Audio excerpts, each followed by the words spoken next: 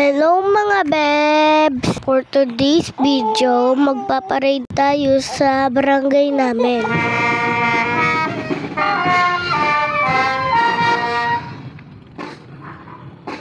Nagpiesta nga yung barangay namin.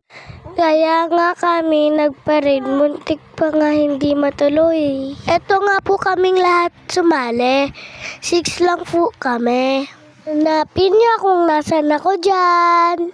Namang hindi niya ako mahanap dyan kasi nakaupo ako.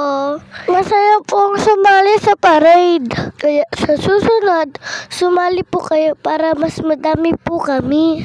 Pwede nga isama yung kapatid at pinsan dyan. Ay, hindi lang pala mga pinsan, pati mami nasa float. Pawis na pawis nga si mami sa pagbibidyo dyan. Paano ba naman takbo siya ng takbo para lang mabidyohan yung parade? Inikot nga namin yung barangay namin dyan. 1 oras kami nagparade dyan. May iba pa nga kaming kasama dito. May nakamato, may naglalakad. Makit yung paa nila sa kakalakad. At mayroong din sumabay na nagbabike. Sila yung namumulot ng candy.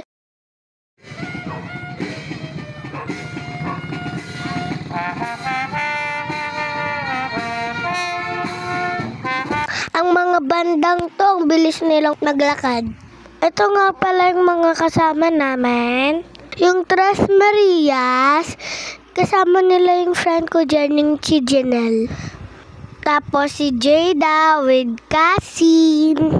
Ang next naman si Kayler at ang ate niya. Ang susunod naman ay walang iba kundi kaming dalawa ng ate kong sexy. Ang next naman si King at Franz. Nasa dinosaur sila. Ang last float si Kylie at Ivan.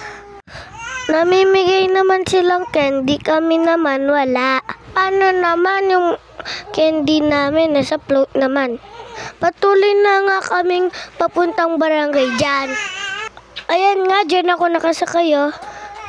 Ang ganda ko nga ang sexy ko pa. Nung nasa barangay kami, syempre, picture. Wala na ako sa mood dyan. Ayaw ko na magpa-picture. Nagpapa-picture sana kami ni King, kaso nga lang ayaw ko na.